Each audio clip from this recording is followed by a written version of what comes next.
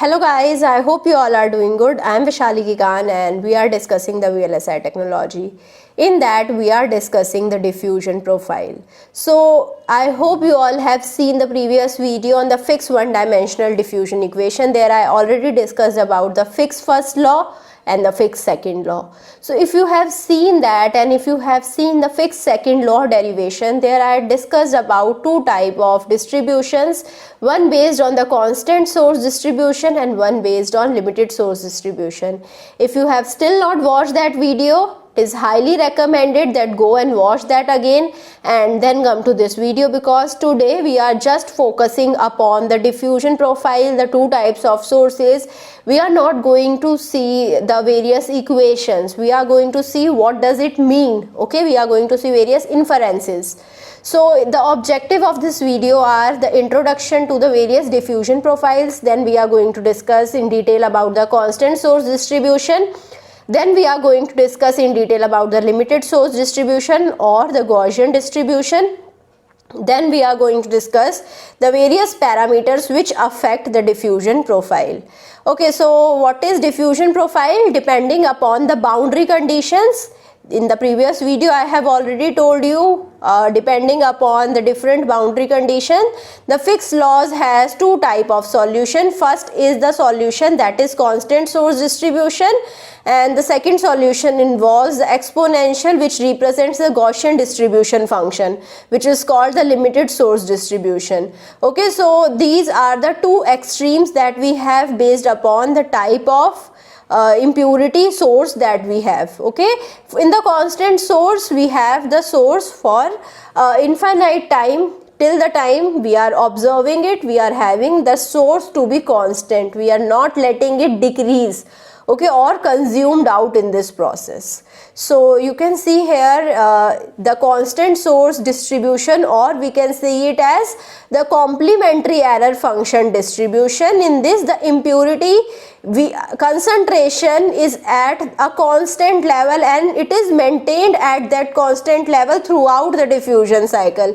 If my diffusion cycle is going for around 5 hours, then the concentration of the impurity will remain same for full throughout this 5 hour.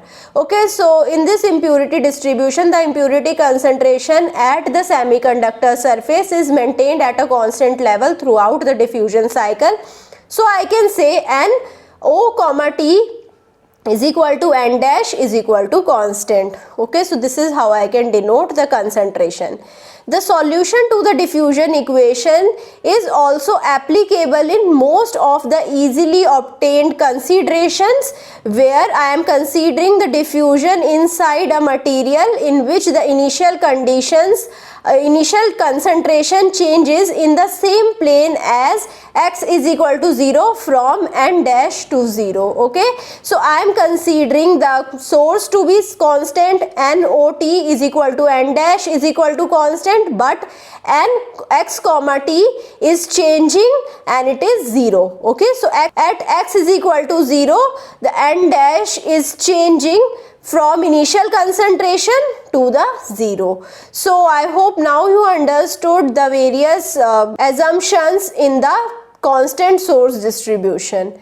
Okay, so you can see the diagrammatic representation. So this is my complementary error function.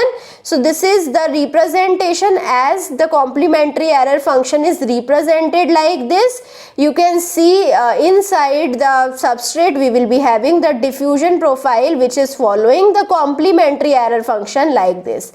Okay, so the initial level will be, initial concentration will be always same. The concentration, that is ns, will remain same at different times. So for T1, T2, T3, T4, when T4 is greater than T3, which is greater than T2, which is greater than T1, you can see the initial concentration is ns. Because it is the constant source distribution, ns will not degrade. So you can see this is how I can represent the complementary error function distribution.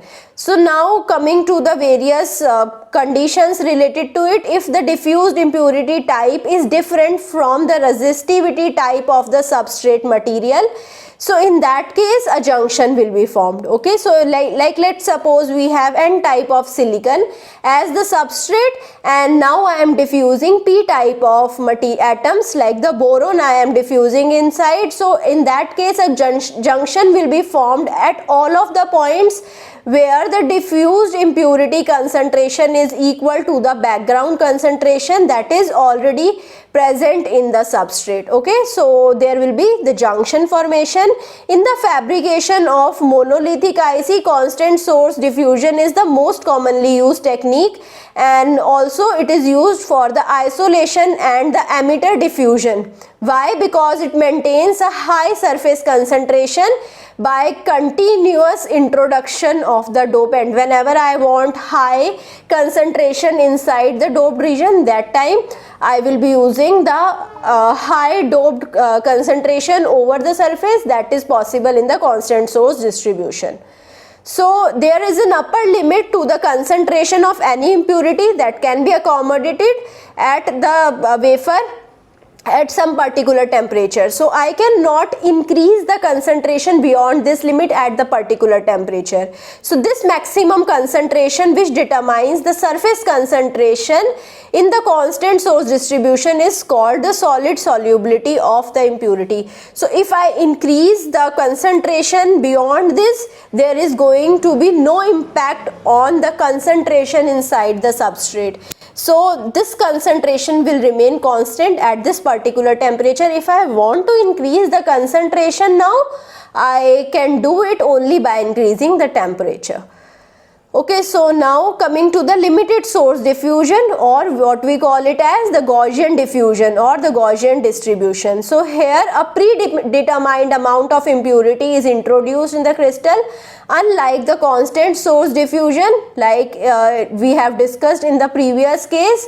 So the diffusion takes place in the two steps here. Okay, in the previous case what we were doing, we were having the impurity, we were continuously supplying the impurity on the substrate, and because there is higher concentration of impurity over the substrate, it is diffusing inside the substrate, and this is how I was forming the doped region, which was error function or complementary error function type. So now here when we have limited source, so we cannot supply the impurity for a very long time. So there are two steps. First is pre-deposition step, in which we have fixed number of impurity atom that we are depositing on the silicon wafer during a short time.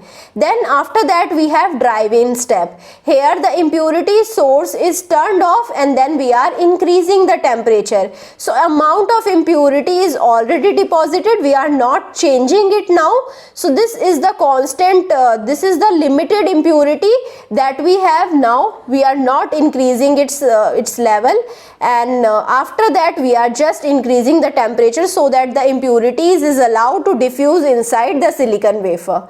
So now coming to the difference between these two diffusion techniques. First is error function diffusion, then we have the Gaussian diffusion. The error function diffusion comes out when we have the surface concentration which is held constant, that is in the case of constant source distribution. The Gaussian diffusion comes out when we have the surface concentration which decays with time, that is we have limited source diffusion.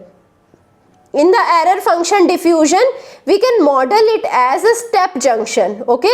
But in the case of Gaussian diffusion, we have to model it as the linear graded junction because the dopant concentration is linearly decreasing. But in the case of error function, it is constant at a particular level. So I can understand it as a unit step junction. So now the parameters which affect the diffusion profile. First is solid solubility. It is essential to know if the number of atoms per unit volume required by the specific profile is lesser than the diffusant solid solubility. So whenever it is lesser than the diffusant solid solubility, then there is more scope for the diffusant or the impurity atoms to come inside. Then the second is diffusion temperature. If I have higher temperature, it will be giving me more of thermal energy and thus I will be getting higher velocities. Okay, so when I have higher velocity, which means there will be more of diffusion. So diffusion depends depends directly on the temperature, and it also depends upon the solid solubility. So whenever there is a scope, there will be more particles going inside. So it is found that the diffusion coefficient critically depends upon the temperature, also it depends upon the solid solubility. The temperature profile of the diffusion furnace must have higher tolerance of the temperature variance over its entire area, because we are using two types of temperature. First is the lower temperature that we are using for the pre-deposition step, and the second is the higher temperature which is using for the drive-in step. Okay, so for both of the temperatures, our furnace should be such that it should be able to tolerate the temperature fluctuations. If the temperature fluctuations are not tolerated by this furnace, it is not possible to do the diffusion through this type of furnace. Now the next parameter is the diffusion time. If I increase the diffusion time T or the diffusion coefficient, then we have the similar effect, which means if I increase the diffusion time, there will be more junction depth, and you can see it with the help of equations of limited as well as constant source diffusion. So increase in diffusion time will be increasing the junction depth as well as it will be increasing the concentration also. So for Gaussian distribution, the net concentration in reverse it will decrease. Okay, and why it is decreasing? Due to the impurity compensation, and it can approach to zero level also with increasing diffusion tunes. Okay, so for constant source diffusion, the net impurity concentration on the diffused side of the PN junction shows a steady increase with time. So this is how diffusion time is a critical parameter, and you should understand the various parameters related to the diffusion time. So now coming to the other parameters like the surface cleanliness and the defects in the silicon crystal.